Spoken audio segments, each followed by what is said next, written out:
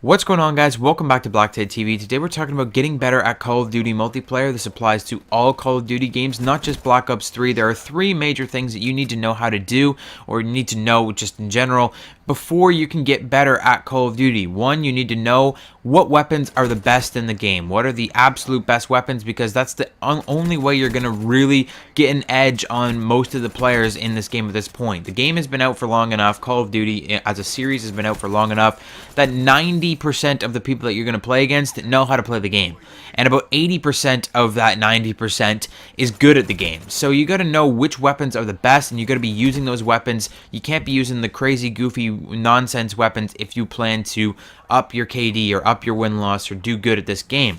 Now, that being said, the second thing you need to know is how to use all of the weapons in the game. You need to know how to operate every single weapon in case you run out of ammo, or in case you get put into a situation where you have to use one of those stranger weapons that isn't one of the better weapons in the game. You just got to know how to use every single weapon in this game. My recommendation for that is you run through and you get all of the camos on your first, like the very first thing you do when you get a Call of Duty multiplayer game is go through and unlock all the camos and all the wacky guns, and then work on your KD and win-loss or whatever from that point on. Once you have all the camos, once you have a feel for all the weapons, then start using the try-hard weapons and then start trying to win every single game.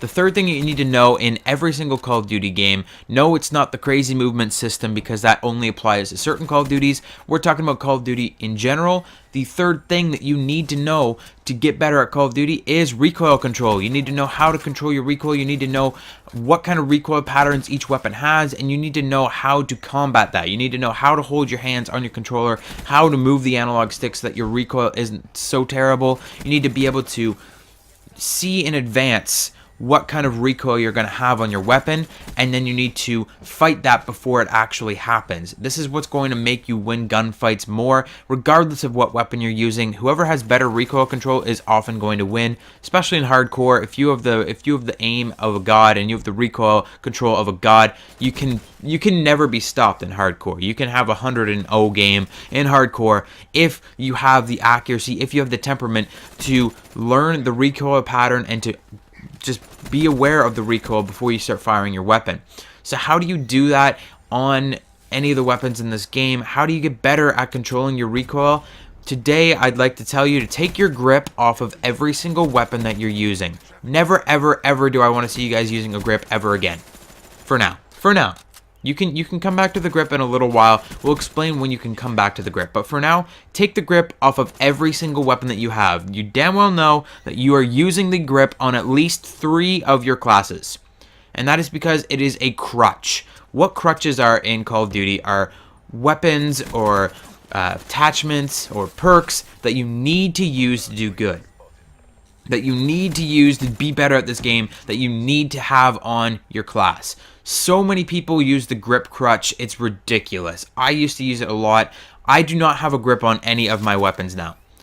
I used to use it on SMGs. I used to use it on the FFAR. That's why I'm actually using the FFAR in today's gameplay, because a lot of people call it the best weapon in the game, that it's unstoppable. Well, that's not true.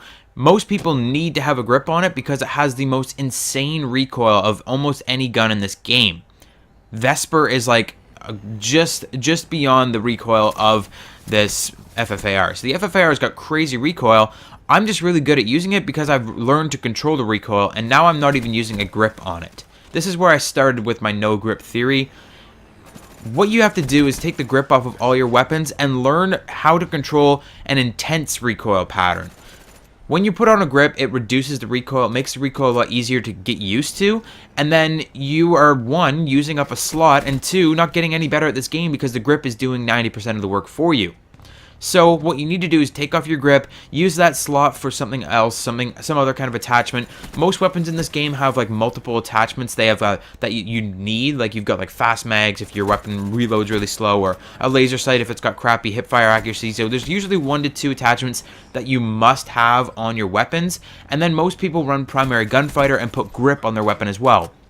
Well, if you take grip off, now you don't have primary gunfighter. Now you can either put on another 3rd attachment, you can put on a secondary perk in one of your perk slots, you can put on equipment and a tactical, whatever, like a lethal and a tactical. So it gives you more space to do more things with your class, and it will help you get better at this game. You have to fight that recoil now, and once you start getting used to it, you can go ahead and put grip back on your weapon when you need to in a do or die situation. Say you're in a 1v1 with your friend and you want to totally just kick his ass. Now put a grip on there. Now it's got even less recoil, and you will learn to control your recoil, and it's just going to be insane. So take off your grip. Trust me, you will do bad the first couple games, but after that you will start to get a feel for your accuracy, for your recoil, and you will get better at this game.